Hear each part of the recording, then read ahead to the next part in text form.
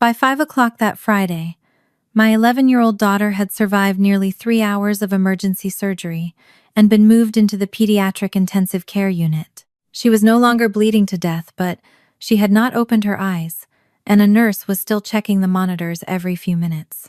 My husband stood beside the PICU elevators with his car keys in one hand. "Colin, don't leave." I kept my voice low because 2 other families were sitting behind us, waiting for doctors to divide their lives into before and after. Evie just came out of surgery. His phone vibrated again. Celeste's name lit the screen. "I can't stay in these clothes. Please come now." I looked at the man who had taught Evie to read airport codes before she could multiply. "You're abandoning our daughter in intensive care to pamper the woman you're sleeping with?" Celeste says a creditor cornered her in a parking garage. "Her clothes are torn, she's terrified, and she hasn't eaten." "Then call the police for her. You are already in a hospital because somebody hit your child and drove away." He pressed the elevator button. "Colin, she is your mistress." The doors opened. He looked at me with a coldness I had spent months trying not to name. "She has doctors," he said. "My mistress needs me more." Then he stepped inside and let the doors close between us.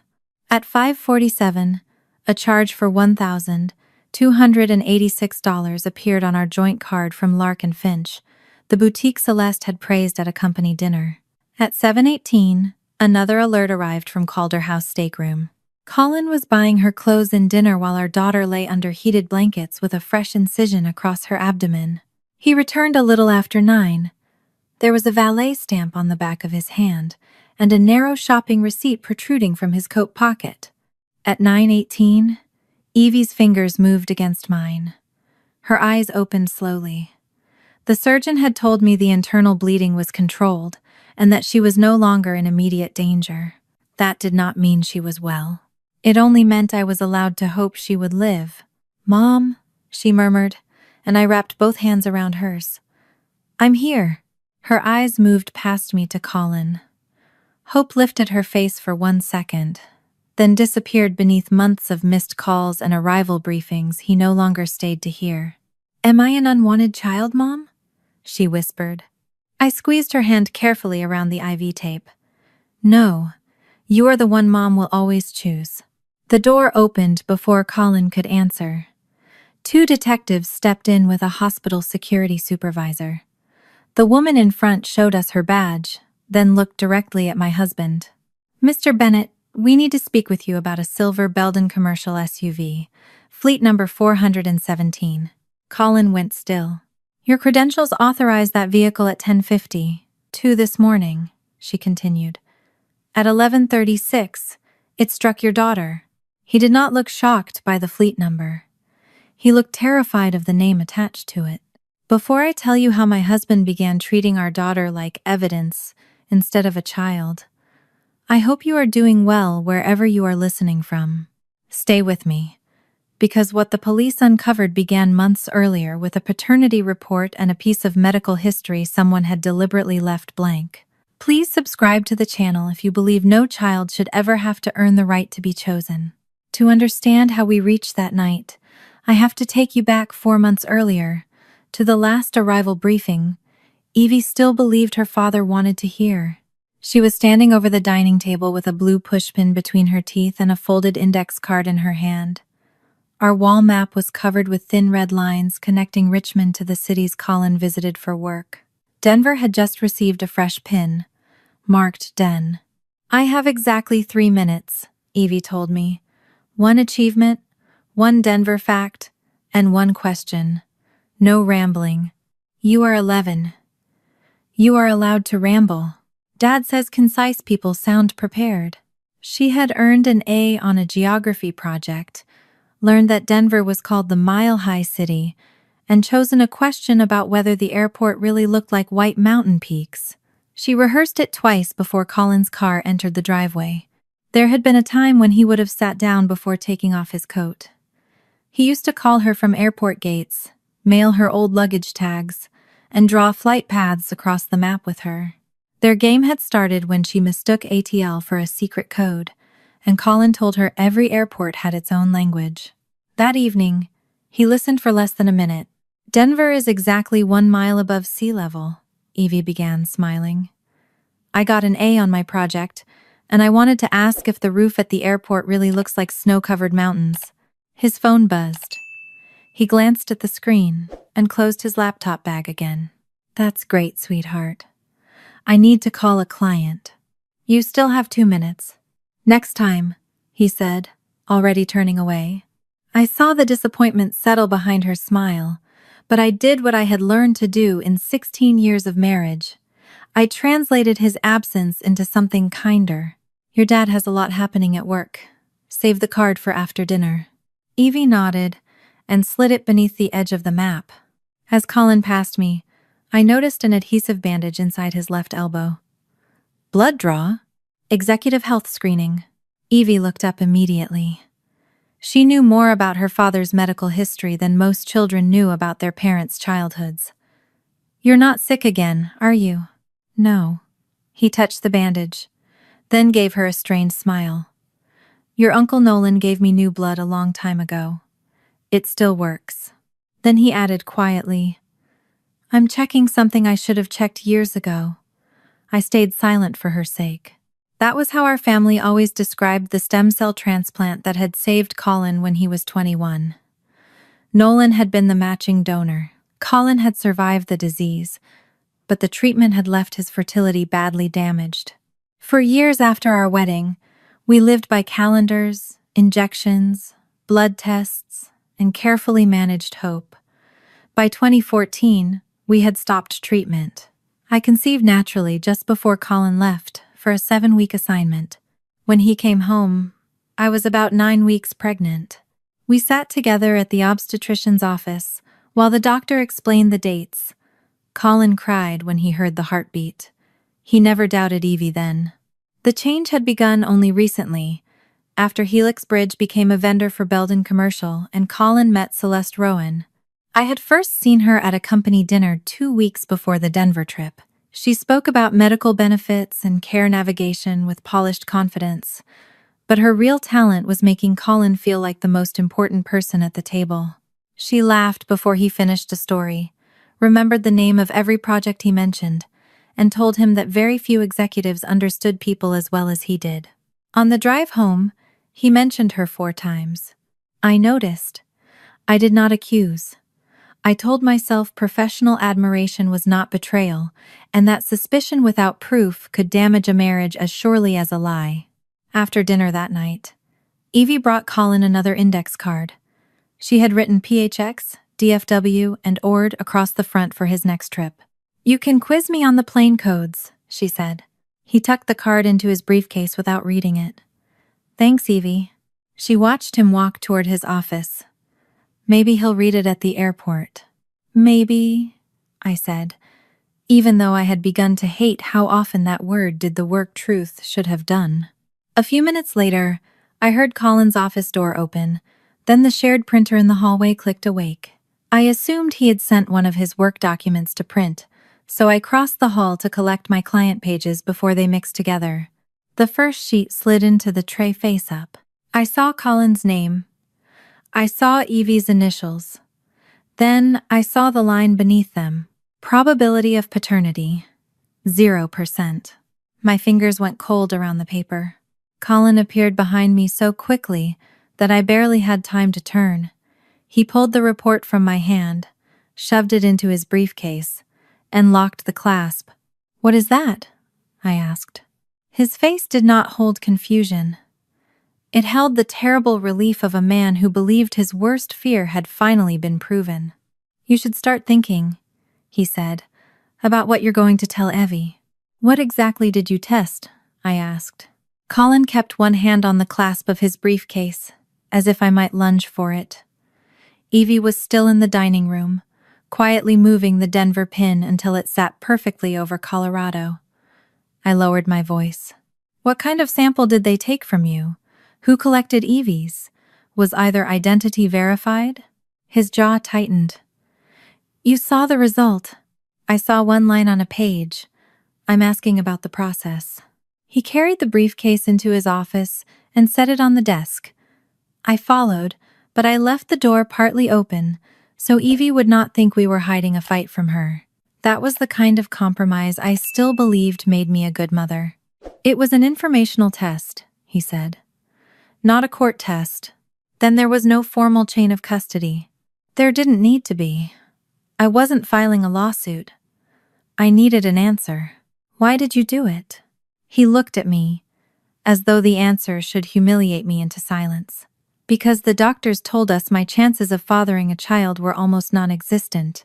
Because I left for 7 weeks, and when I came home, you said you were 9 weeks pregnant. You were sitting beside me when the obstetrician explained gestational age. Pregnancy is dated from the first day of the last menstrual period, not from conception. You knew the dates fit. I knew what you told me. You heard it from the doctor. And now I have a report from a laboratory. The sentence was calm, which made it worse. Colin was not ranting or throwing furniture. He was doing what he did in business meetings when he wanted the room to believe the decision had already been made. I asked him who had arranged the test. Celeste recommended the vendor. There it was again, her name entering our marriage, as if it belonged there. She recommended a paternity test? She works with laboratories. I told her I had questions. She said there were discrete options. What sample did you give? They took blood. It was included with the executive screening. What did they take from Evie? A cheek swab. I told her it was part of an ancestry panel. I stared at him. You swabbed our child without telling me because a woman from one of your vendors suggested it? I am her legal father. I consented. You lied to her about what it was. I protected her until I knew whether there was anything to protect her from. The logic was polished enough to sound responsible until I looked past it. He had turned secrecy into care, and suspicion into evidence. Then let us do it properly, I said. An independent laboratory. Verified identities. Full medical histories. Chain of custody from collection to report. We can have counsel agree on the facility. His expression changed, not into doubt, but irritation. You want another test because you dislike the first answer. I want another test because the first one was designed for private information, not a legal conclusion. You want time. I want accuracy. You had 11 years to tell me the truth. I heard a small scrape behind me. Evie stood in the hall with one hand around the doorframe. Colin saw her and stopped, but not soon enough. I don't even know whose child I've been raising, he said. Evie's face did not crumple. That would have been easier. She looked from him to me, with the careful stillness she used when adults spoke too quickly, and she was trying to find the safest meaning. I walked to her, before Colin could add another sentence. Get your shoes, I said. You and I are having lunch out. But Dad just got home. I know he did. Did I do something wrong? You did nothing wrong. This conversation is not yours to fix. Colin called my name, but I did not turn back. For once, finishing the argument mattered less than ending Evie's exposure to it. At the diner, 3 blocks from my office, she ordered grilled cheese and peeled the crust into narrow strips. She usually filled silence with facts. That day, she asked whether Denver's elevation could make people dizzy, then whether Colin would still take his next trip. I answered only what I knew. When she finally asked about the paper, I told her it was an adult disagreement involving a test that needed to be checked. I did not tell her the report was wrong because I could not prove that yet. I did not tell her it was right because one page had frightened her father into treating uncertainty like a verdict. Dad looked at me like he didn't know me, she said. He is confused and angry. Is he angry at me? His choices are not your fault. She nodded. But children often nod when they understand the words, and not the world behind them. The first thing Colin stopped doing was calling from airports. Then he missed the permission deadline for Evie's geography club trip because the form sat unsigned on his desk for 4 days. When I reminded him, he said I could sign it. The telescope in the backyard had developed a loose focusing knob. Evie placed a piece of blue painter's tape beside it with the words, "Dad, fix please," written in block letters. The tape curled in the June humidity, while the knob remained loose. She did not complain. She adjusted. Before Colin's trip to Dallas, she learned DFW and the difference between a city and a metropolitan area.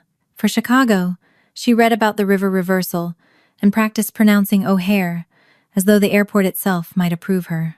Every new fact made her brighter at the dinner table, and smaller everywhere else.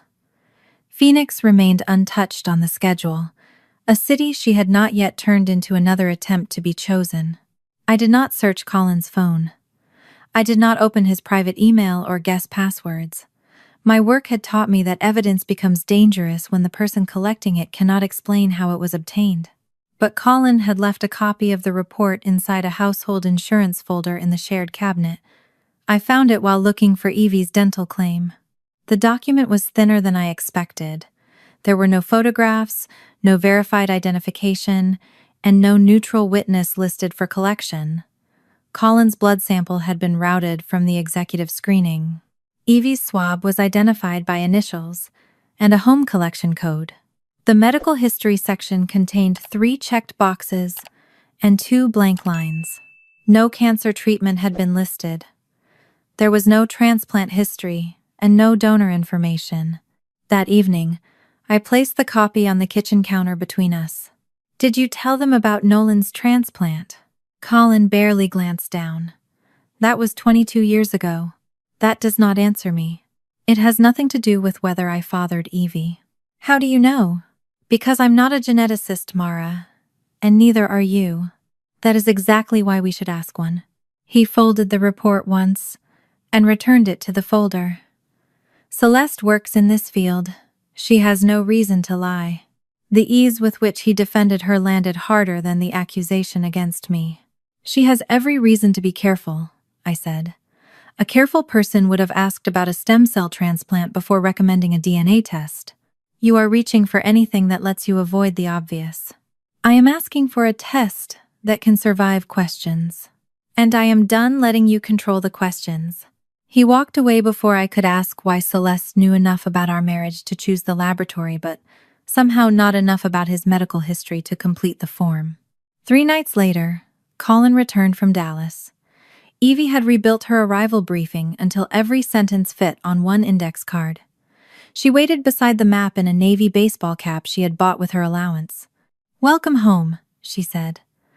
"I learned why DFW has its own postal designation, the Rangers one yesterday, and I can show you the route from your hotel to the airport without using the interstate." Colin looked at the cap, the card, and the red line she had drawn across Texas. Then he looked at me. "Did you coach her to imitate me?" Evie lowered the card. Her fingers closed over it until the paper bent down the middle. Later, after Colin shut himself in his office, she found me in the laundry room. She stood beside the dryer, with the crumpled briefing pressed to her chest. "How much more do I have to learn?" she asked, "before he knows I'm his?" I took the crumpled briefing from Evie's hands and smoothed it against the top of the dryer. "You do not have to learn one more thing to prove you belong to anyone," I told her. "You are not taking a test for your father's love." She searched my face as if there might be a second answer hidden behind the first. "Then why does he keep looking at me like I got something wrong?" Because he had chosen a piece of paper over 11 years of knowing her. Because every time she tried harder, he treated her effort as another reason to distrust me. I could not say any of that without handing her a burden that belonged to adults. "Your father is making choices from fear," I said. "That fear did not come from you, and you cannot fix it for him." The next morning, I called Joanne Keene, a family attorney whose firm had reviewed contracts for one of my clients. I did not ask her how to punish Colin. I asked what I could legally protect before his suspicion became an action against Evie. Joanne met me in a conference room 2 days later. I brought the copy of the report from the shared insurance cabinet, the household statements bearing both our names, and a written timeline of what Colin had said.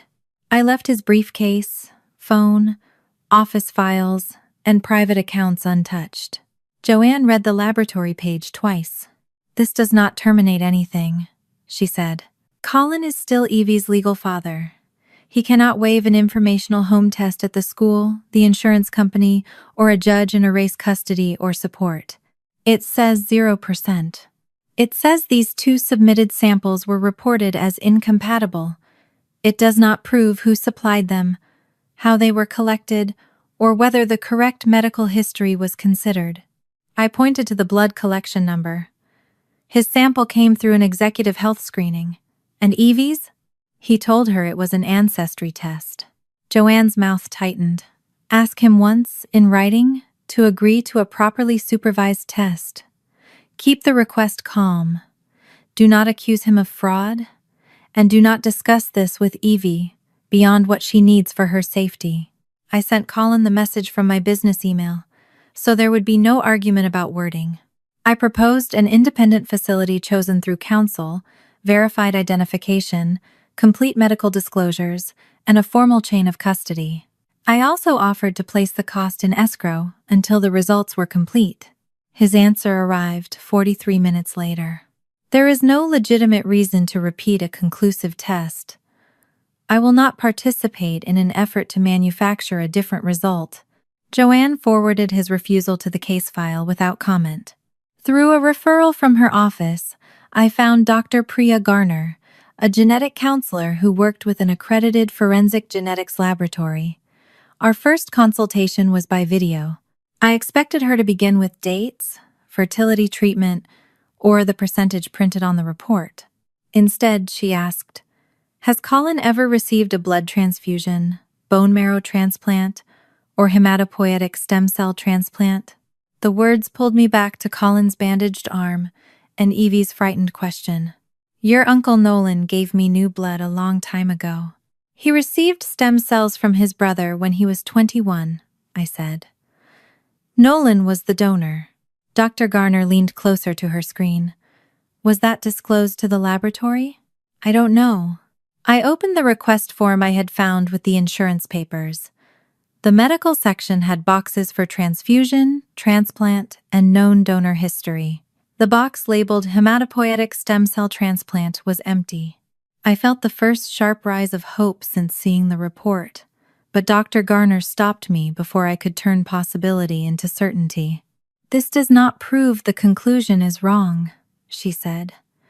"It does mean the sample may not answer the question Colin believes it answered. Because the blood could belong to Nolan? Not in the ordinary sense.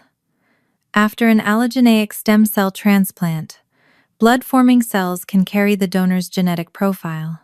A blood sample may therefore reflect donor-derived DNA rather than the recipient's original germline profile." I looked again at the 0 on the report. Then Colin may have compared Evie to his brother. He may have compared her to a blood profile influenced by his brother's donated cells. We would need the transplant records, the original laboratory data, and carefully selected comparison samples before making any conclusion. She recommended an in-person consultation with Colin, me, Evie, and the medical records from his transplant. The laboratory would decide which samples were appropriate. She would not promise that hair, saliva, or any single source would solve everything without reviewing the history. That caution made me trust her more than the report Colin had accepted without question. I scheduled the consultation for 1:30 on Friday, September 25. Evie's school had an early release day for teacher training, and my office was less than a mile from the clinic. I planned to collect her after dismissal, give her lunch, and explain only that a doctor needed to correct an adult misunderstanding.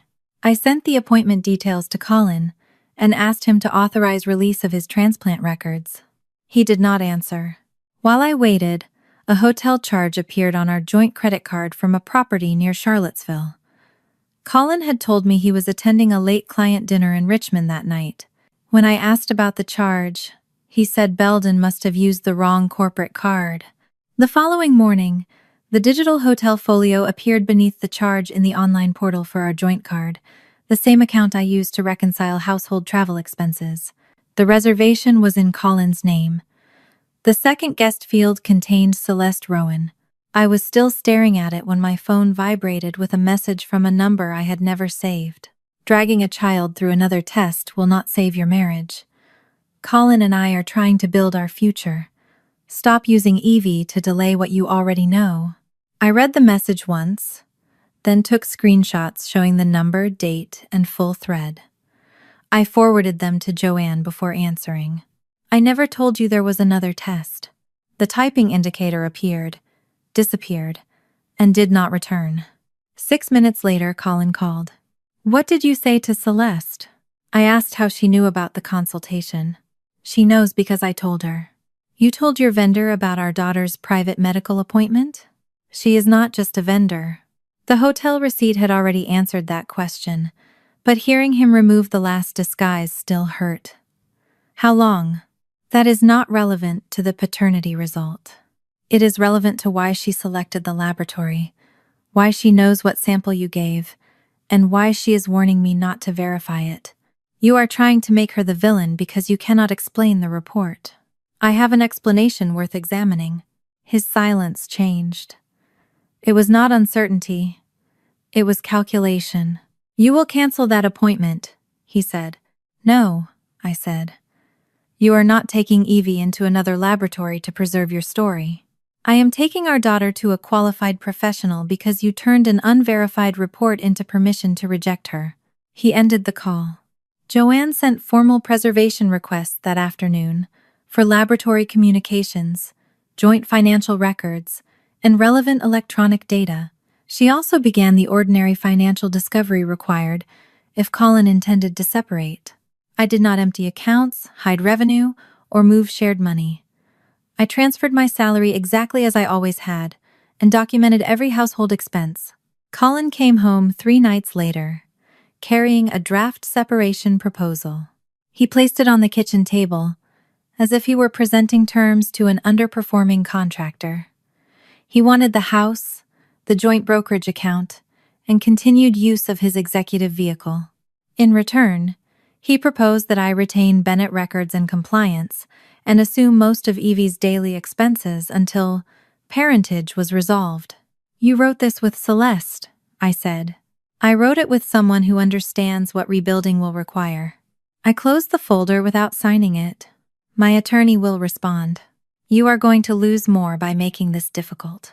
I am not negotiating my daughter's identity at the kitchen table. For the first time, I saw that Colin had not merely believed a result. He had begun constructing a new life on top of it, and Celeste knew every room in the structure. The following morning, Dr. Garner sent a short email confirming the consultation and the records she still needed. Her final sentence was the only one I read twice. Until we know whose DNA the blood represented, no one should use that report to make a decision about this child. The next city on Colin's schedule was Phoenix. Evie spent 3 evenings preparing for it. She learned that PHX had once been called Sky Harbor, before commercial aviation became ordinary. She read about the Sonoran Desert, memorized the names of 2 cactus species, and checked the Diamondbacks score, even though she did not care about baseball. On the night Colin returned, she placed a fresh red line across Arizona and waited beside the map with her index card held behind her back. Can I give you my arrival briefing before dinner? She asked. It's exactly 2 minutes and 40 seconds. Colin set his keys on the counter, but did not remove his jacket. What is this supposed to accomplish? Her smile faltered. It's our game. He looked at me instead of her. Are you using Evie to prove something now? I didn't ask her to prepare any of this. She suddenly knows every airport I visit, every team I mention, and every fact about cities I work in. You expect me to believe that's accidental? Evie's hand tightened around the card. You taught me the airport codes. That was before. He stopped there, but the unfinished sentence did its damage. Before the report. Before he decided every shared interest could be evidence of deception.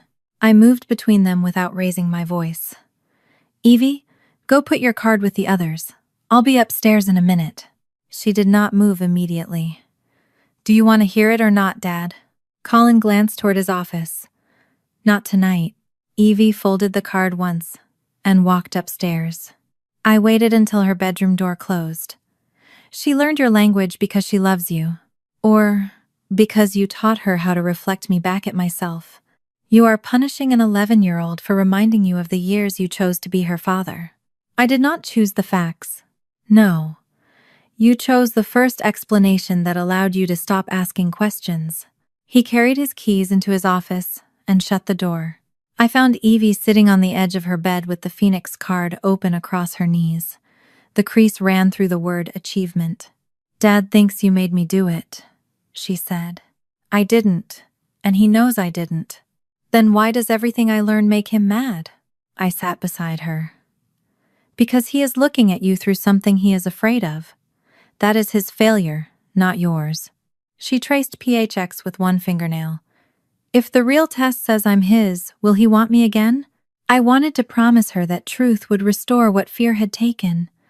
I wanted to say Colin would see the result, remember every airport call and every bedtime map, and become the man she still waited for. But I had already spent too long translating his choices into kinder meanings. I don't know what your father will choose, I said. I know you will still be loved, and I know you will not have to become a copy of anyone to deserve it. She leaned against my shoulder, but she did not look relieved. The consultation had become more than a medical appointment in her mind. She believed it was the final examination in a class she had never agreed to take. The appointment fell on a Friday, when her school dismissed at 11:15 for a teacher workday. On early release days, Evie usually walked the 6/10 of a mile from school to my office. She had made the route 6 times before, always using the 2 signal-controlled crossings on Grove Avenue. She texted when she left the school gate. My receptionist watched for her through the front windows, and I met her with lunch waiting in the conference room. For September 25, I planned the same routine. We would eat at my office, leave at 12:45, and arrive at Dr. Garner's clinic, well before the 1:30 consultation. I sent the schedule to Colin through the shared family calendar system and copied Joanne on the formal notice. He did not respond that day. 2 evenings later, I attended a Belden commercial community event because Bennett Records handled compliance archiving for one of its construction partners. Colin was across the courtyard, coordinating vendors when a site engineer approached him about transportation. My truck is blocked behind the stage equipment, the man said. Can I use one of the pool vehicles for the warehouse run? Colin opened the fleet application on his phone. You're still approved as a temporary vendor driver? Through the end of the month. Colin selected a vehicle and generated a code. Silver SUV, number 417. The access code expires at 6. Don't let anyone else drive it because the authorization logs to my credentials. The exchange lasted less than a minute. It would not have meant anything to me then, except that Colin repeated the vehicle number when the engineer thanked him. 417, he said. Return it to the Belden lot. I watched the SUV leave through the service gate and return to my client's table. It was simply part of Colin's work, another system he understood well enough to use without thinking.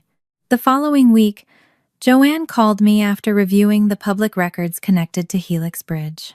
There is a financing lien tied to company assets, she said. It does not prove fraud, but it confirms Helix Bridge is carrying substantial bridge debt. How substantial? I asked. Approximately $1.3 to $5 million, based on the filing. Public records tell us the debt exists.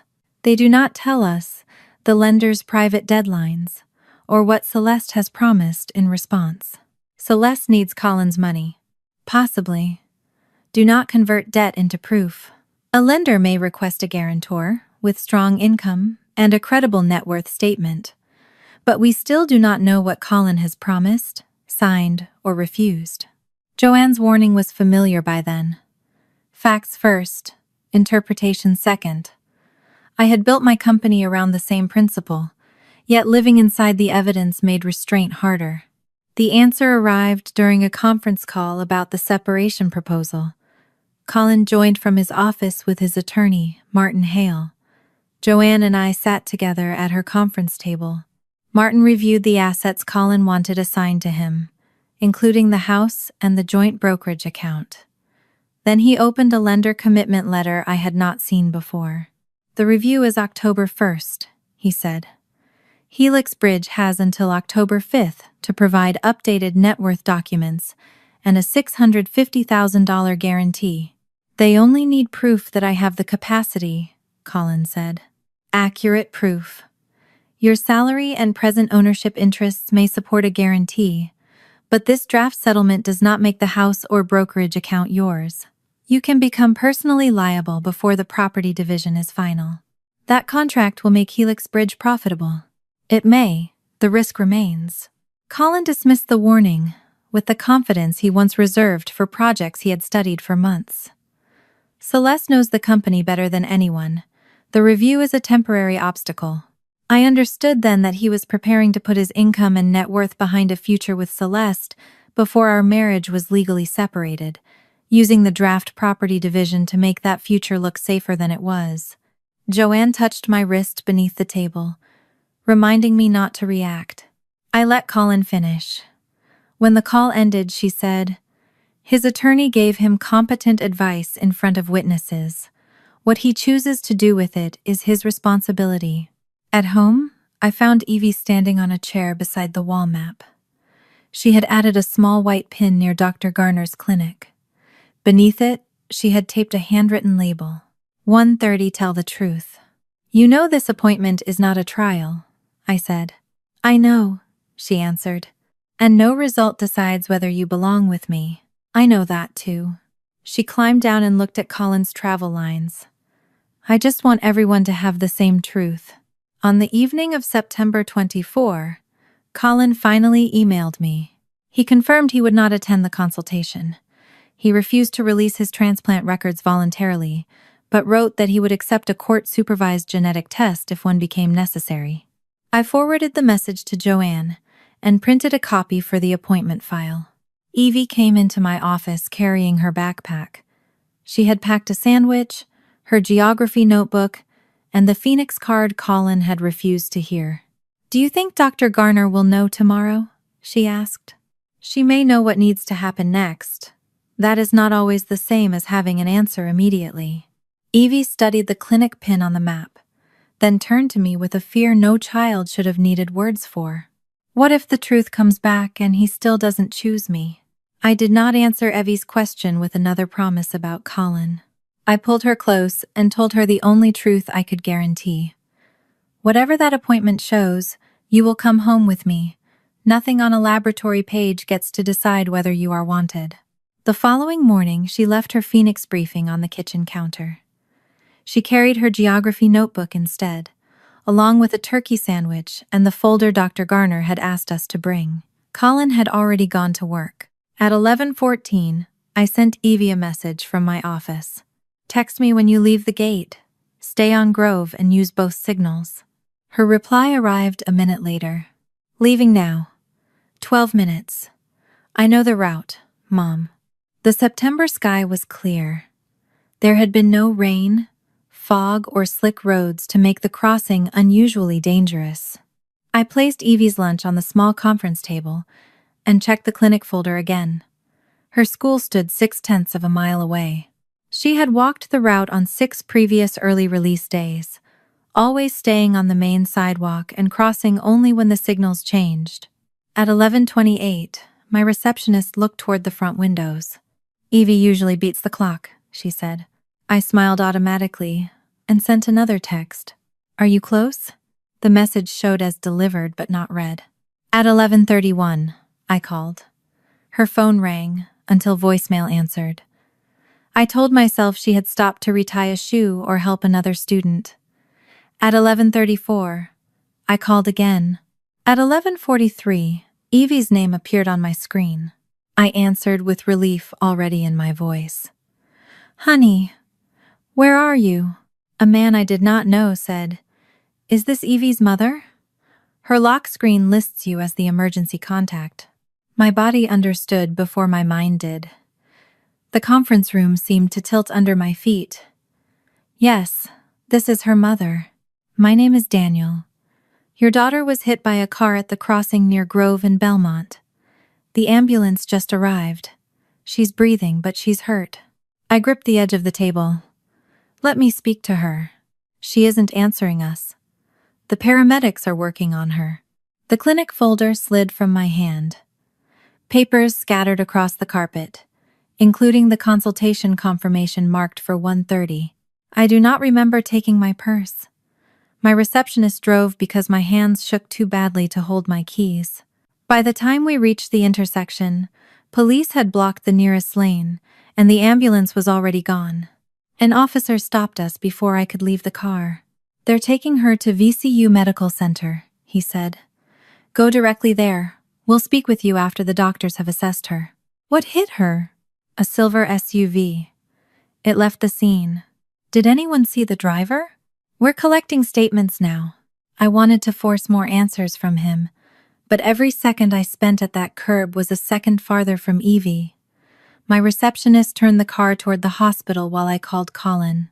He answered on the fourth ring. "Evie was hit by a car," I said. "They're taking her to VCU." For several seconds, I heard only his breathing. "Is she conscious?" "No," I said. "They haven't been able to wake her." "I'm coming," he said. The emergency department had already taken Evie for imaging when I arrived. A nurse led me into a consultation room and asked questions I could barely process. Allergies, medications, previous surgeries, when she had last eaten. At 12:09, a trauma surgeon entered with scans on a tablet. "Your daughter has internal bleeding from a tear in the tissue supporting part of her intestine," he said. "There is also an injury to the small bowel. She needs surgery now." The words separated from one another in my head. Internal bleeding. Surgery. Now. He explained that Evie also had a stable pelvic fracture that would probably not require an operation.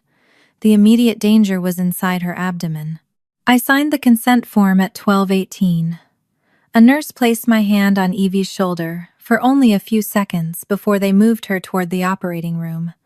Her face looked too small above the hospital blanket. "I'm here," I told her, though I did not know whether she could hear me. "You are not doing this alone." The operating room doors closed at 12:34. Colin arrived 20 minutes later, with his tie loosened and his face drained of color. For one brief moment, I saw the father Evie remembered. He pressed both hands against the back of his neck and asked the same question 3 times. "Was she awake? Did she say anything? Did she know you were there?" "No." "They took her straight into surgery." He sat beside me and stared at the closed doors. When Detective Andrea Morales came to collect initial information, Colin stood so quickly his chair scraped across the floor. "Did she identify the driver?" he asked. Detective Morales looked from him to me. "Your daughter was not able to give a statement. Witnesses described a silver SUV leaving the intersection. We are checking traffic cameras and nearby businesses." "What kind of SUV?" "We are still confirming the vehicle." At the time, Colin's question did not seem strange. I wanted the same answer. I wanted a license plate, a face, and a reason someone had left an injured child in the road. Detective Morales asked about Evie's route and why she had been walking. I explained the early release routine and the appointment. She wrote down Dr. Garner's address, but did not ask what kind of consultation it was. After she left, Colin's phone began vibrating. He ignored the first 2 calls. On the third, he stepped several feet away, although the waiting area was quiet enough for his side of the conversation to carry. "A garage column?" he said. "How badly is it damaged?" I turned toward him. He lowered his voice. "Don't report anything yet. Let me see what can be handled internally." When he returned, I asked who had called. "Celeste," he said. The name entered the waiting room like something contaminated. "What happened?" "She says one of her creditors cornered her in a parking garage. She panicked while backing out and struck a concrete column. Her clothes were torn during the confrontation, and the vehicle is damaged." "What vehicle?" I asked. "A Belden pool car." My attention returned to the operating room doors. "Then she should report the creditor and the collision. She's afraid the lender will use it against her company." Our daughter is in surgery because someone drove away after hitting her. This is not the moment to help Celeste hide a damaged vehicle. I'm not hiding anything. I'm preventing a vendor problem from becoming a public mess before I know what happened. He opened his laptop on the chair beside him.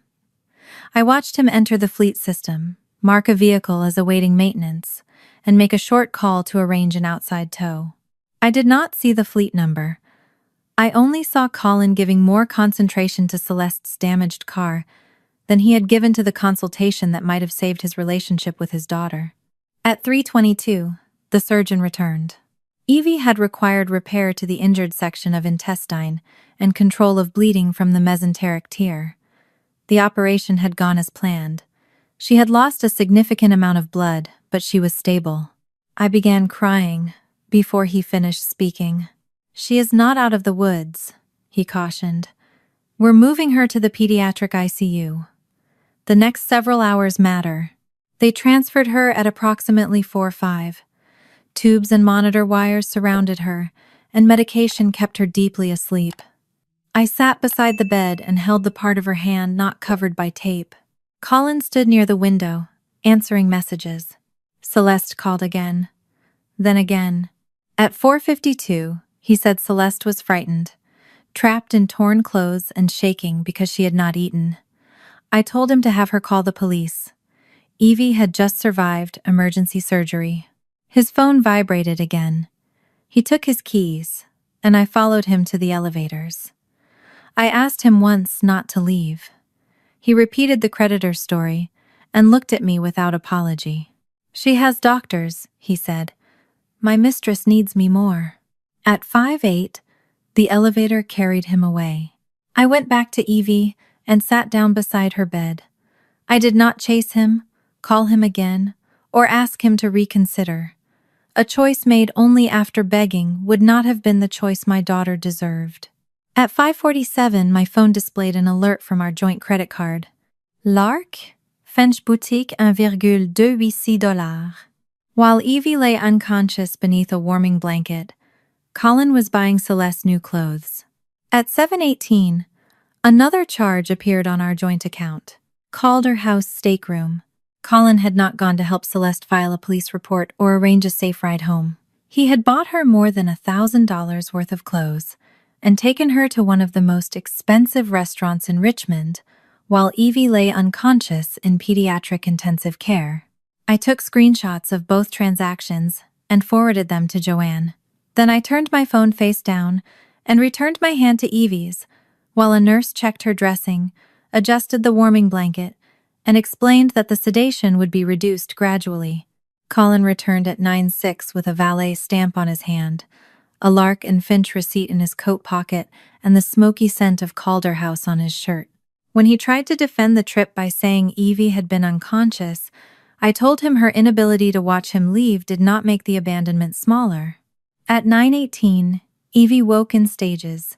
She answered the nurse's questions, found my face, then noticed Colin standing beyond the bed. The hope that rose in her expression lasted only a second. She asked whether she was an unwanted child, and I told her she was the one I would always choose. At 9:27, before Colin could offer an answer of his own, the door opened. Detective Morales entered with another detective and a hospital security supervisor. The three of them remained near the doorway until the nurse confirmed that Evie was stable enough for adults to speak quietly in the room. Morales looked directly at Colin. "Mr. Bennett, we need to speak with you about a silver Belden commercial SUV, fleet number 417. Every trace of irritation disappeared from his face. "Vehicle 417? He repeated. "A school bus camera gave us the Belden logo and enough of the plate to contact the company's on-call fleet manager," she said. "His preliminary check matched it to vehicle 417. Your credentials generated a temporary access code at 10:52 this morning, and at 11:36 that vehicle struck your daughter at Grove and Belmont." Colin gripped the back of the visitor's chair. "That isn't possible. Did you authorize someone to use it?" He looked at me briefly before answering. "Celeste Rowan. She is an approved vendor." The detective beside Morales opened a notebook. When did Miss Rowan return the vehicle? She said she left it in Franklin Garage before 11. That was not what he had told me during Evie's surgery. He had said Celeste struck a concrete column while escaping a creditor. He had used his laptop to mark the damaged vehicle for maintenance and arranged an outside tow. Now, after learning that the same vehicle had hit our daughter, he was describing it as stolen from a garage. Morales did not challenge him immediately. When did she report the theft?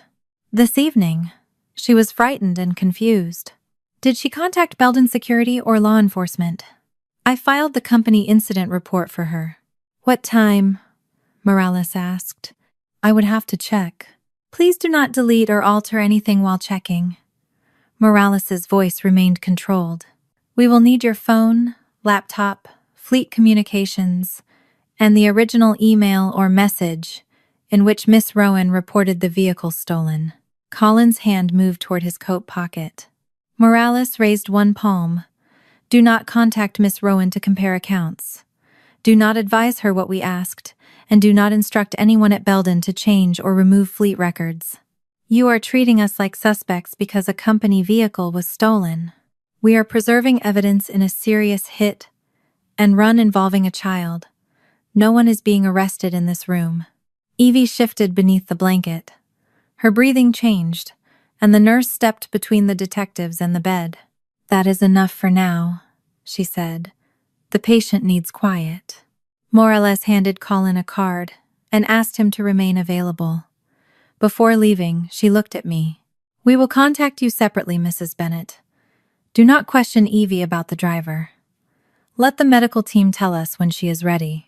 After the door closed, I forwarded Detective Morales the 2 joint card alerts from Lark and Finch and Calderhouse, then saved the confirmation that she had received them. Colin pulled out his phone, turned slightly away from me, and typed with both thumbs. Detective Morales told you not to contact Celeste, I said. I am telling her not to panic. You are helping her hold together a story that changed the moment police walked in. She made a mistake. A stolen vehicle is not the same thing as hitting a garage column. She was terrified. She may not have understood what happened. You knew enough to hide the damage before you knew that vehicle had struck Evie. Now you know, and you are still protecting her. His face hardened. Do not destroy 2 companies over one mistake. I stared at him. Our daughter was cut open because of that mistake. Belden employs hundreds of people. Helix Bridge coordinates care for families who need it. If you turn this into a public accusation before the facts are clear, the police brought the facts into this room. Your credential released the vehicle. Celeste had it. You helped move it outside the normal system, and now you are giving investigators a different story. Evie made a frightened sound behind us. Her eyes were open again, but she was not looking at either of us. The argument had tightened her entire body around the pain in her abdomen. I pressed the call button. When the nurse arrived, I asked to speak outside. The charge nurse and hospital security supervisor met me in the corridor. I did not demand that the hospital erase Colin's parental rights. I explained that the police had connected a vehicle he authorized to Evie's injuries, that he was arguing beside her bed, and that her distress was affecting her recovery. The hospital placed a temporary visitor restriction on him pending a safety review. He could receive medical updates because he remained Evie's legal father, but he could not return to the bedside that night. Colin called the restriction vindictive. I watched security escort him toward the elevators without answering. The next morning, Joanne arrived before 8, with a legal pad and a paper cup of coffee I never opened. She had already begun preparing an emergency petition for temporary custody and supervised visitation. This is not a final custody decision, she warned. We are asking the court to protect Evie while the investigation develops. File it, I said. And the separation date? I looked through the glass at my daughter, sleeping beneath a pale hospital blanket. September 26th, I said. Yesterday was the last day of our marriage, even if the court needs another year to make it official. When Evie woke again, her first question was not about the vehicle or the detectives. Did we miss Dr. Garner? Yes, we did. Her eyes filled before she looked away. Then we still don't know if Dad is really my dad. I sat beside her and took her hand. We know he raised you for 11 years. We know what he chose yesterday. The rest can wait until your body is stronger. My phone rang before she could answer. Detective Morales' name appeared on the screen. I stepped only far enough away to keep my voice from waking Evie fully. Belden finished the first route check from its fleet system, Morales said. Vehicle 417 never entered Franklin Garage yesterday morning. I looked through the window at Colin's empty chair. The theft story had not begun with a stolen car. It had begun with a lie. Evie remained in pediatric intensive care for 36 hours before the doctors transferred her to a regular surgical floor. She spent 8 days in the hospital altogether. The stable pelvic fracture made every movement painful, and the abdominal incision prevented her from sitting up without help. She hated the breathing exercises, feared the sound of rolling carts, and woke crying whenever headlights crossed the wall. She did not ask about Colin again during those first days. I did not ask whether she had seen the driver. Detective Morales had warned me that frightened adults could change a child's memory simply by repeating the same question. When Evie's surgeon approved it, a trained forensic interviewer met with her once in a quiet hospital room. I watched through a window with Joanne and Morales. Evie remembered the silver vehicle. She remembered the engine rising in pitch instead of slowing. She also remembered a woman calling out through an open window moments before the impact. The voice sounded like someone I knew, she said, but I couldn't see her face. The interviewer did not ask Evie to guess who it was. Morales later told me the memory might help guide the investigation, but it would not be treated as proof of the driver's identity. That restraint mattered to me. Evie had already been made to feel responsible for proving who her father was. I would not let another investigation turn her into the person responsible for proving who had hurt her. 3 days after we returned home, Morales asked Joanne and me to meet at police headquarters. Evie stayed with my sister while I sat beneath fluorescent lights and watched the shopping trip and dinner transform into something far darker than betrayal. A school bus traveling behind the silver SUV had captured part of the license plate and the Belden logo before the collision. Traffic cameras then placed Fleet Vehicle 417 on Grove Avenue near Evie's school. Belden's telematics records showed that the SUV had been opened with the temporary code generated under Colin's credentials. It left the company lot, traveled toward the school, and stopped near the route Evie walked to my office. It never entered Franklin Garage. Police found it at an independent tow yard nearly 20 miles away. The tow request had been arranged through the maintenance order Colin created while Evie was in surgery. Badge records and exterior cameras later showed Celeste entering a private Helix Bridge training suite shortly after noon and remaining there until Colin collected her that evening, explaining the hours between the collision and the shopping trip, without requiring anyone to guess what she had been thinking. Colin claims Celeste told him the vehicle had been stolen after she left it in the garage, I said. Morales turned one page in her file. His first maintenance note says collision with a concrete structure. The theft report was created later. After obtaining a warrant, investigators downloaded the vehicle's event data recorder. Morales was careful about what it could and could not prove. It cannot identify the driver, she said. It records what the vehicle did. The SUV accelerated as it approached the crosswalk. There was no hard braking before it struck Evie. Braking began only after the impact. The driver's airbag had deployed. A blood trace recovered from it matched the reference sample collected from Celeste under warrant. The seat position was also consistent with someone of her height, although Morales called that supporting evidence rather than identification.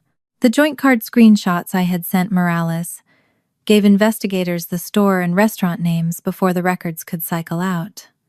The next video came from Lark and Finch. Celeste entered the boutique at 5:31 that evening.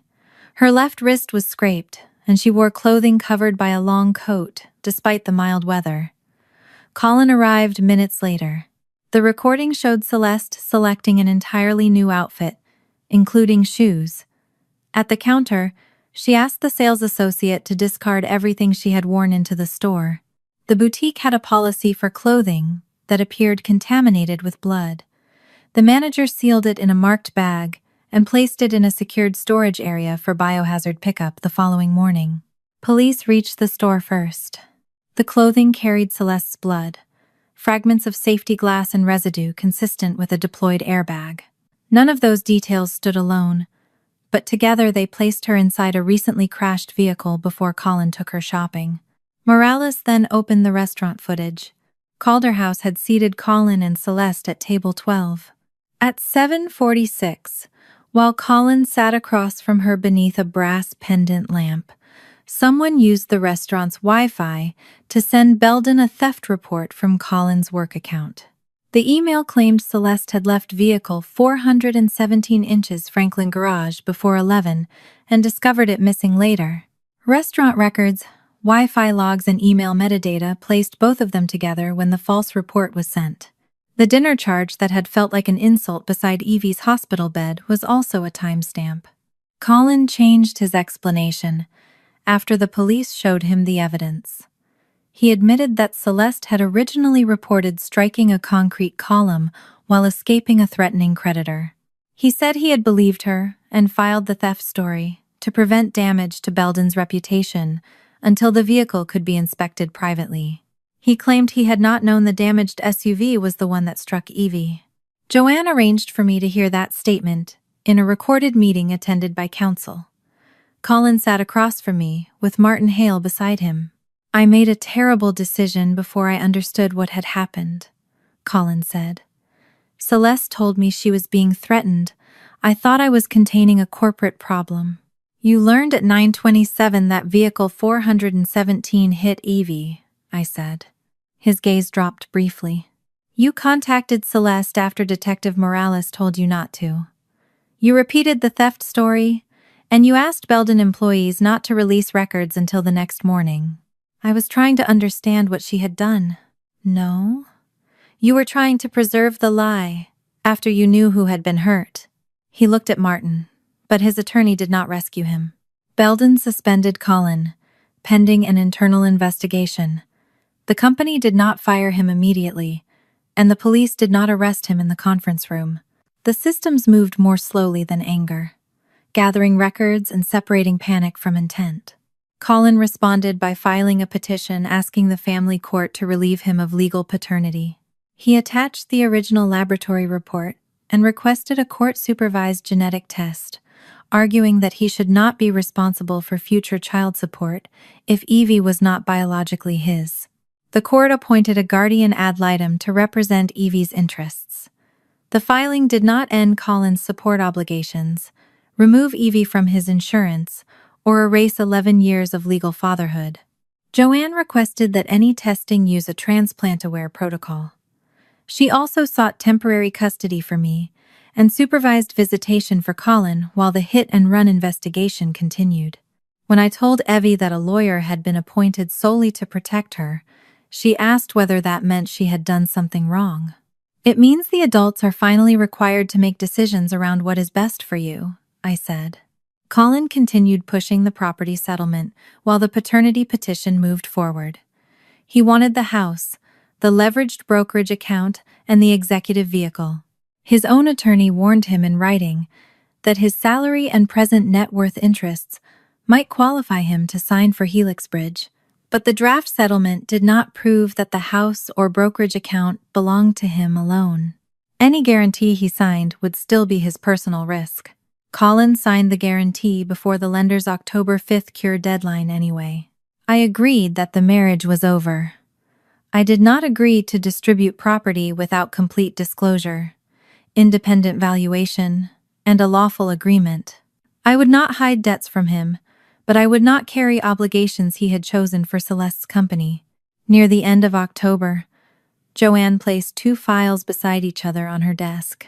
The first was Colin's paternity report.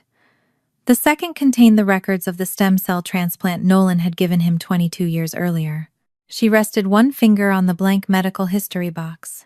He asked the court to test whether he is Evie's father, she said. This time, the court will test Colin, not Nolan's blood. The guardian ad litem did not approve another genetic test simply because Colin requested one. She met with Evie privately, reviewed the first laboratory report, and spoke with Dr. Garner about the effect of Colin's transplant history. Her recommendation allowed testing only if the process protected Evie from repeated collections, limited access to her genetic information, and used a laboratory qualified to distinguish Colin's original genetic profile from the donor-derived cells in his blood. Evie asked me whether she would have to go back to the clinic where we had been headed when Celeste struck her. No, I told her. This time the adults are bringing the correct process to you. The collection took place in December at a forensic genetics facility selected through the court. Joanne attended for me. Colin had his attorney. The guardian ad litem remained present for every step involving Evie. A technician checked our identification, photographed the sealed collection kits, and recorded each transfer. Evie and I provided cheek swabs. Nolan came separately and submitted his own sample so the laboratory could identify the genetic profile created by the stem cells he had donated to Colin 22 years earlier. Colin's collection required more care. The laboratory did not rely on another blood draw. It also refused to treat an ordinary cheek swab as automatically reliable because donor and recipient cells could appear together after a stem cell transplant. Under supervision, technicians removed several hairs from Colin's scalp with their roots intact. Nolan's buccal profile and the preserved transplant HLA and chimerism records helped the laboratory rule out donor-derived contamination and confirm that the hair root profile was recipient origin. The actual paternity comparison then used the forensic markers recovered from Colin's follicles alongside Evie's sample and mine. The explanation took minutes. Waiting for the result took weeks. Evie returned to school part-time before Christmas. She still used a cushion beneath the seatbelt, and I drove through Grove and Belmont only when necessary. At every crosswalk, her shoulders rose before the car stopped. She never asked whether the laboratory had finished. Instead, she began removing the arrival briefings from the wall map and placing them inside a shoebox. "I don't want to throw them away," she said. "I just don't want them watching me." I understood exactly what she meant. The first report had hung over our house like a verdict. Even after Colin left, Evie still behaved as though some invisible examiner might appear and tell her she had studied the wrong cities. The new report arrived in January, through Joanne's secure case portal. She asked me to come to her office rather than reading it alone. Dr. Garner joined us by video. The guardian ad litem attended as well, because the result belonged to Evie's case before it belonged to either parent's argument. Joanne placed the original report on one side of the table and the new report on the other. The first laboratory compared Evie with DNA obtained from Colin's blood, Dr. Garner said. That blood profile was consistent with Nolan's donor-derived cells. I looked at the zero Colin had used to dismantle our family. So the test excluded Nolan as Evie's father. In practical terms, yes. It answered whether the donor-derived profile in Colin's blood was her biological father. That was the wrong question. She turned to the second report. The recipient origin profile recovered from Colin's hair follicles was compared with Mara, Evie, and the relevant family samples. The result supports Colin Bennett as Evie's biological father at the probability level reported by the laboratory. For several seconds, no one spoke. I had imagined that moment so many times. I thought vindication would feel like warmth, or release, or justice finally entering the room. Instead, I saw Evie folding her Phoenix briefing, while Colin accused her of imitating him. I saw her hospital bed and his empty chair. I heard her asking how much more she needed to learn. The result proved that I had told the truth. It did not return what Colin had taken from her, while refusing to verify it. He was her father all along, I said. Dr. Garner's expression remained gentle. Biologically, yes. That afternoon, Colin's attorney requested immediate contact with Evie. Colin argued that the temporary restrictions had been based partly on the disputed paternity issue and that the result should restore his ordinary parental access. The guardian ad litem disagreed. The genetic result resolves one question, she said during the conference. It does not resolve the child's medical trauma, the pending criminal investigation, or Mr. Bennett's conduct after the collision. Supervised visitation remained in place. Evie's therapist would determine when direct contact could occur without harming her recovery. Colin called me through the attorney-approved line that evening. I need to speak to her. You need to follow the order. She is my daughter. She was your daughter before this report. His breathing changed. I was given false information. You refused independent testing. You blamed her for reminding you of yourself. You left her in intensive care. Celeste arranged the test. She manipulated the process. You still made every choice that followed. The laboratory records obtained through subpoena soon showed that Celeste's role had gone beyond recommending a convenient vendor. Weeks before Colin's blood was submitted, an account tied to Helix Bridge had asked the laboratory's general vendor support channel whether blood collected after a sibling stem cell transplant could reflect the donor's genotype. The response warned that transplant history could affect interpretation and recommended consultation before using blood for relationship testing. The actual order was later routed through a separate executive screening workflow, where that support exchange did not automatically appear. Celeste directed the intake staff to use Colin's blood sample and reported on the request form that there was no relevant transplant history. The laboratory had not invented a result. Celeste had selected a sample she already knew might represent Nolan and withheld the fact needed to interpret it properly. During a recorded interview attended by counsel, Colin admitted he had told her everything. He had described the cancer treatment, Nolan's donation, and the doctor who once joked that his blood now carried his brother's genetic signature. He had also told her about our years of infertility and the timing of my pregnancy. You knew she had all that information, I said. I thought she was helping me find the truth. Then why didn't you call Nolan? Why didn't you call your transplant clinic when I showed you the blank box? He looked down at his hands. Because if they said the report was unreliable, I would have to reconsider everything. What did you mean by everything? I asked. Your pregnancy. The years I thought people felt sorry for me. The possibility that I had built my life around something that wasn't mine. You preferred a story that let you hate us. His eyes lifted then. But he did not deny it. The report made sense, he said. No, it made your fear feel justified. I explained the result to Evie with Dr. Garner's help. We told her that Colin's treatment had changed the genetic profile in his blood, and the first test had used the wrong kind of sample for someone with his medical history. She listened quietly. So, Uncle Nolan's blood answered instead of Dad's. That is a simple way to understand it, Dr. Garner said. The second laboratory made sure it tested your father's original profile. Evie looked at me. Then I didn't fail. No test was ever yours to pass. Her mouth trembled, but she did not cry. If I was his all along, why did he stop being my dad? I took her hand, the same way I had in intensive care. DNA can explain why a report was wrong. It cannot explain away what a person chose to do. Only your father is responsible for that. My phone rang before we left Dr. Garner's office. Detective Morales asked whether I could speak privately. The warrant return from Celeste's phone came in, she said. There is something you need to know before the next interview.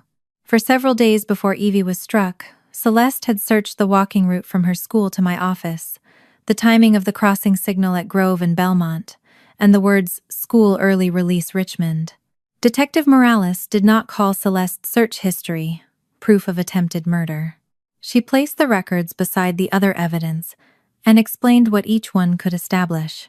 For 5 days before Evie was struck, Celeste had searched the walking route between the school and my office, the early release schedule, and the timing of the signal at Grove and Belmont. Her location history showed repeated visits to the intersection. On the morning of the collision, her phone traveled with vehicle 417 from the Belden lot toward Evie's school.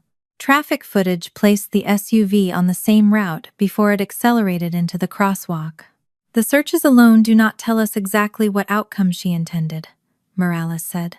But the preparation, acceleration, absence of braking before impact, flight from the scene, and later concealment are not consistent with an ordinary accident.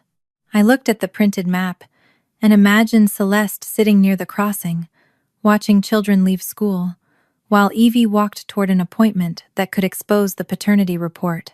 Whatever degree of injury Celeste had expected, she had used my daughter's body as a way to buy time. In February, after Evie's surgeon and therapist agreed she could tolerate one follow-up interview, the forensic interviewer met with her again. No one showed her Celeste's photograph or suggested a name. Evie described the silver hood, the windshield, and a woman leaning forward over the steering wheel. She remembered the woman's face only for a moment. "I knew her from Dad's company dinner," Evie said. "She was the lady who kept touching his arm." Her statement was treated as supporting evidence, not the foundation of the case. By then, investigators already had vehicle data: Celeste's blood on the airbag, phone location records, traffic video, and the cover-up that followed.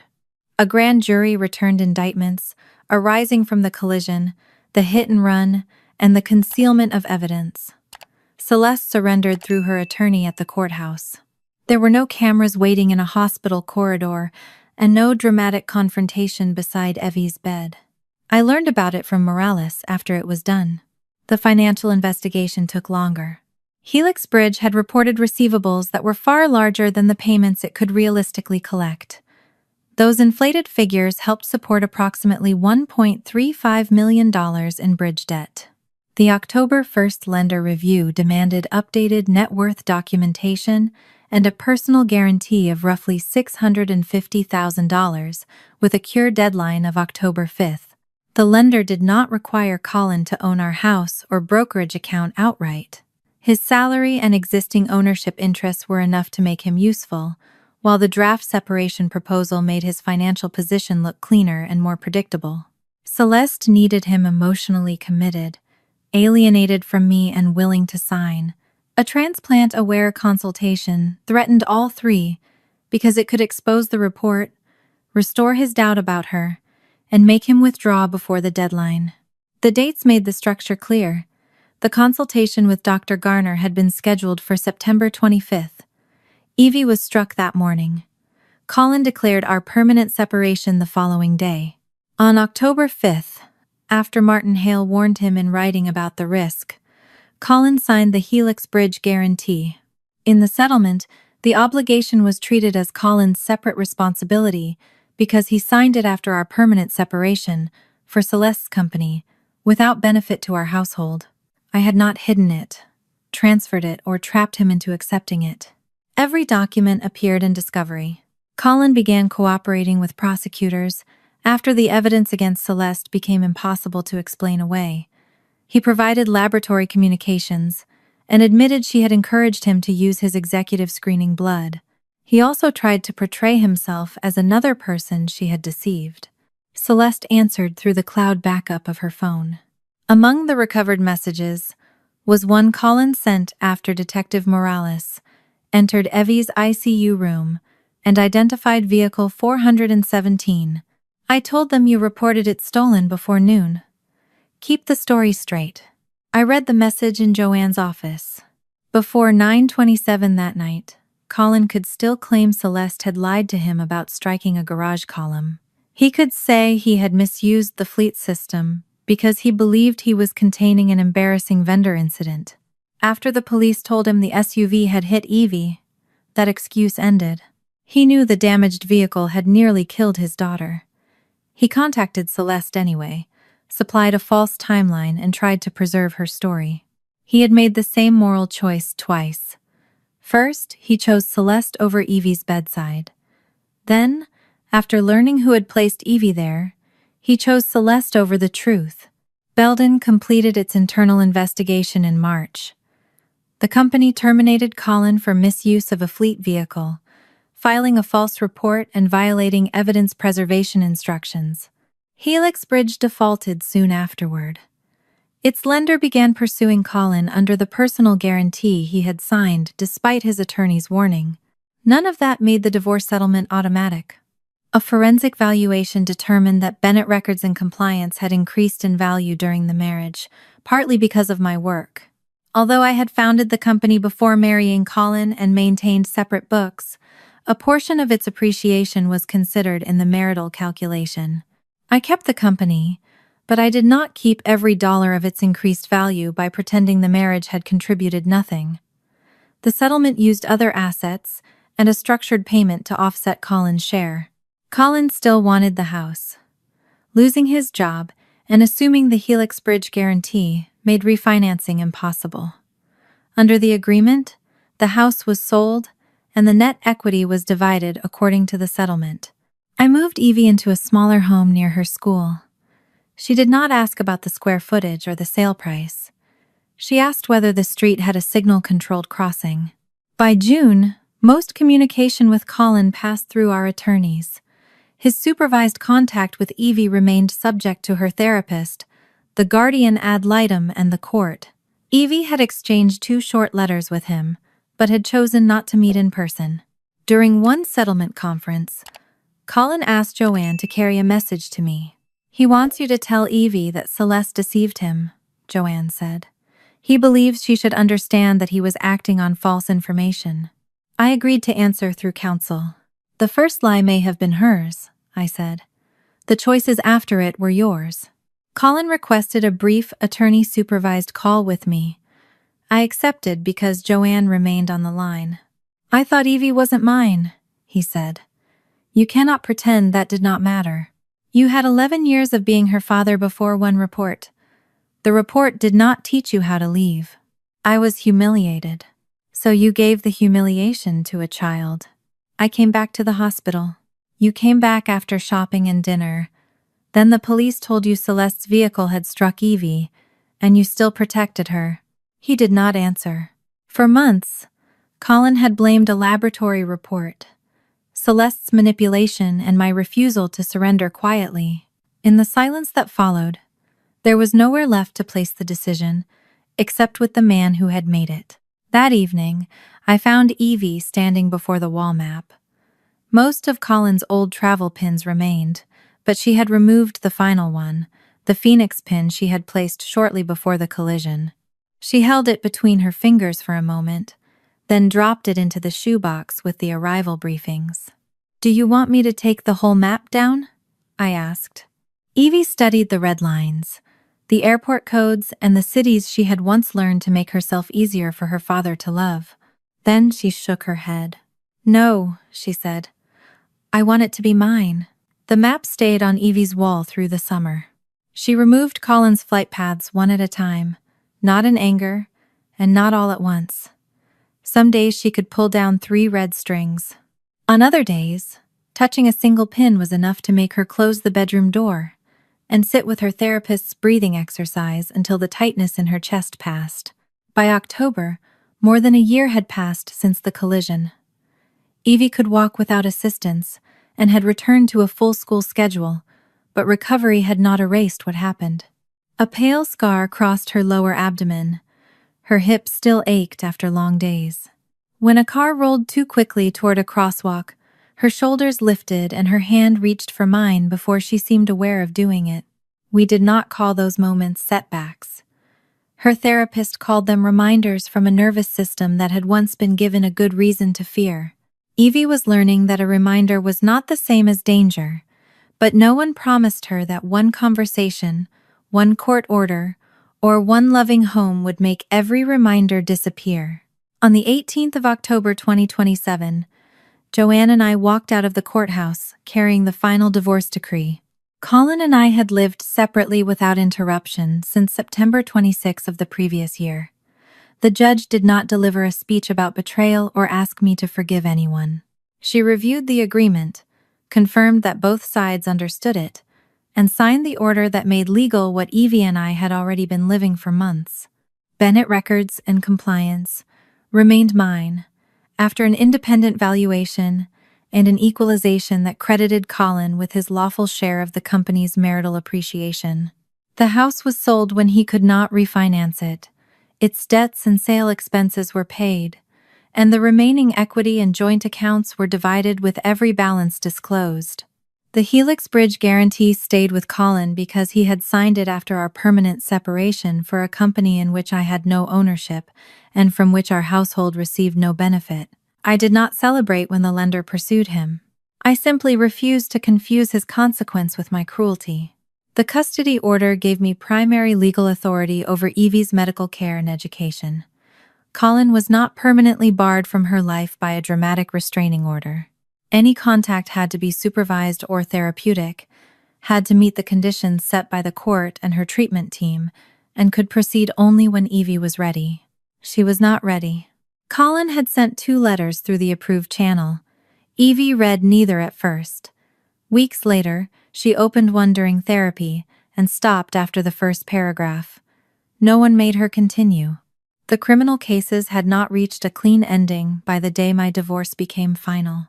Celeste still faced the collision, hit and run, evidence, and financial charges, while Colin's lawyer was discussing a possible resolution of the false report and obstruction case. No sentence had been imposed, and his cooperation had not erased the message telling Celeste to keep the story straight. He had lost his position at Belden, remained responsible for the guarantee debt, and could no longer present himself as a man who had merely trusted the wrong woman. The first lie had opened the door. He had chosen to keep walking through it. After court, Joanne asked whether I wanted to mark the day with lunch. I promised Evie I'd be home before she finished her project, I said. The project was called Where I Want to Go. Each student had to choose 3 destinations, explain what drew them there, and build a visual route beginning from Richmond.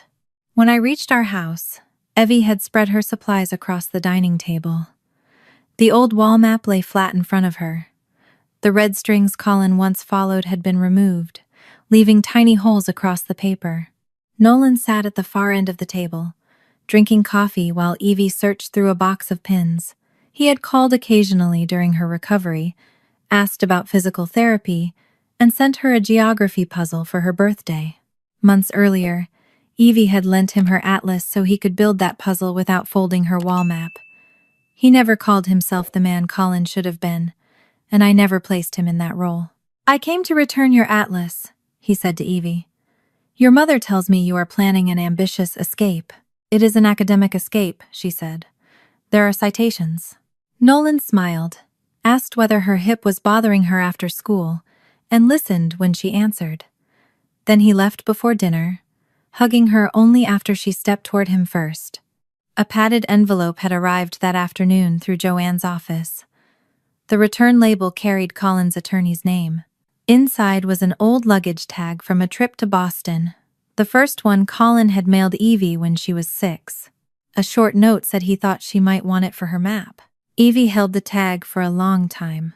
Do I have to send something back? She asked. You do not owe anyone a reply, I said. Do I have to hang it up? The map belongs to you. You decide what goes on it. She opened the shoebox containing the old arrival briefings and placed the luggage tag inside. She did not destroy it. She did not turn it into proof that everything had been repaired. She simply decided where it belonged. Then she returned to her project. Her first destination was Chincoteague, near the Virginia coast. She wanted to see the barrier islands, draw the shoreline, and find out whether the wild ponies looked as stubborn in person as they did in photographs. Her second was Iceland, because she loved the idea of standing near the boundary between tectonic plates. She had drawn arrows showing how the land shifted and written a note about geothermal energy in the margin. Her third choice was Santa Fe. What is the geographic reason? I asked. There isn't one yet, she said. I like how the name sounds. That is allowed? My teacher said curiosity counts. She drew new lines from Richmond, but none of them followed Colin's business routes. The nearest path curved east toward the coast. Another crossed the Atlantic. The last stretched west toward New Mexico. At school the following week, families were invited to view the projects. Evie stood beside her map while a classmate studied the 3 routes. Why do you like maps so much? The girl asked.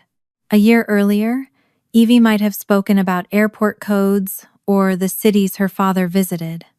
She might have explained how memorizing another person's world made her feel closer to him. This time, she looked at the open spaces between her pins. Because a map shows there is always more than one way to go. I felt something inside me settle. For years, I had believed Colin's presence made our home safe, simply because he still came through the door. I had measured family by who remained under the roof, even while Evie was learning to shrink herself for the person living there. I knew better now. Presence without protection was not safety.